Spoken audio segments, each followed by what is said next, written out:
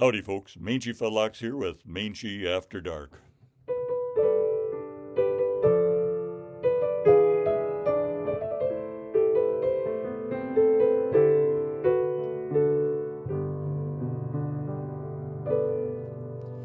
Donald Trump's brain's looking seriously fried.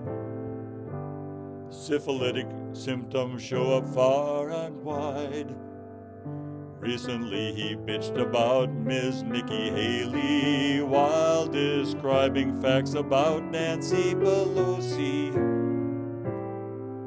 He has had this sort of problem now for years, and dementia has been one of his great fears.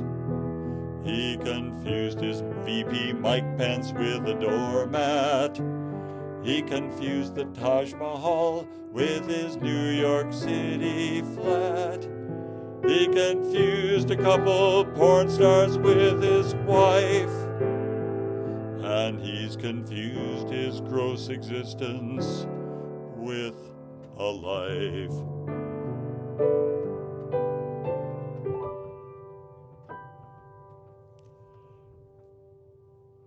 Thanks for listening. I hope that helps you get to sleep.